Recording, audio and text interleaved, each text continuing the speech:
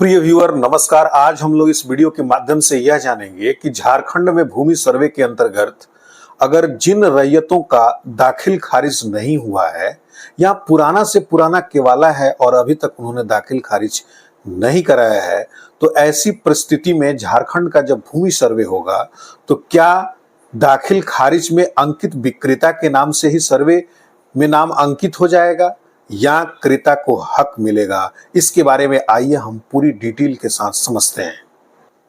दोस्तों, जैसा कि आप जानते हैं कि भूमि के निबंधन के बाद आपकी एक आवश्यक जो प्रक्रिया है वह दाखिल खारिज की है, ताकि आपकी जमीन का जो डेटाबेस है आपके नाम से राजस्व विभाग के पास से दर्ज हो जाए।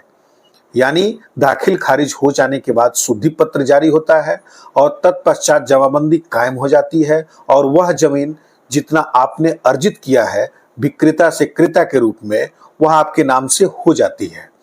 परंतु अधिकतर मामलों में यह देखा गया है कि कई लोग रजिस्ट्री कराने के बाद से दाखिल खारिज के लिए आवेदन प्रस्तुत ही नहीं करते हैं। यानी पुराने जो केवाला है उसमें कई ऐसे केवाले हैं जिसके लिए उन्होंने तो रजिस्ट्री करा ली, जमीन पर दखल कब्जा भी प्राप्त कर लिया, परंतु उन्होंने दाखिल खारिज के लिए आवेदन ही प्रस्तुत नहीं किया, जिसके चलते राजस्व विभाग में उनके नाम से कोई डेटा नहीं है, उनके नाम से जमाबंदी अभी तय नहीं हुई है। नए निबंधन में भी यह समस्या देखने को मिली है कि कई ऐसे लोग हैं, कई ऐसे रैयत हैं जिन्होंने जमीन को खरीद लिया, दखल कब्जा कर लिया, परंतु उन्होंने दाखिल खारिज नहीं कराया। अब उनके मन में एक प्रश्न उठ रहा है कि मैंने जो दाखिल खारिज नहीं कराया है, ऐसी स्थिति में जब झारखंड का भूमि सर्वे शुरू होगा तो उन परिस्थितियों में क्या वह भूमि विक्रेता के नाम से ही अंकित कर दी जाएगी या क्रेता को हक मिलेगा या उनके नाम से अंकित की जाएगी? दोस्तों, यहां पर मैं आपको स्पष्ट बता दूं कि अगर विक्रेता को किसी भी प्रकार की कोई आपत्ति उस भूमि पर नहीं है तो ऐसी परिस्थिति में वह भूमि आपके नाम से ही अंकित की जाएगी और दस्तावेज के रूप में आप केवाला लगा सकते हैं। परंतु ध्यान रहे कि अगर विक्रेता के द्वारा किसी प्रकार की कोई आपत्ति की जाती है तो ऐसी स्थिति में स्थितियां प्रतिकूल हो सकती हैं।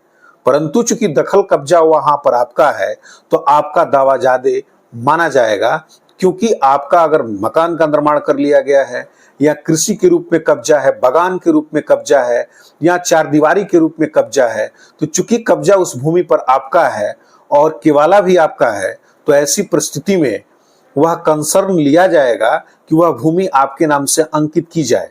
परंतु विक्रेता के द्वारा अगर आपत्ति की जाती है तो समस्याएं थोड़ी सी बढ़ जाएंगी, यानी उनकी आपत्ति सुनी जाएगी।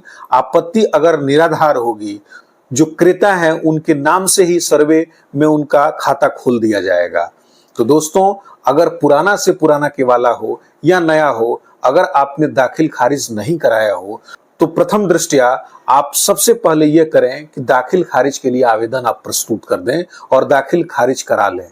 परंतु किन्हीं कारणों से अगर आप दाखिल खारिज नहीं करा पा रहे हैं वर्तमान में भी, तो आप बिल्कुल घबराएं नहीं। अगर आपका कब्जा वहां है और आपके उसके अगेंस्ट आपके पास केवाला है, डिड सर्टिफिकेट है, तो ऐसी परिस्थिति में आपको कोई दिक्कत नहीं है। निश्चित रूप से सर्वे के दौरान आपके नाम से खाता खोल दिया जाएगा।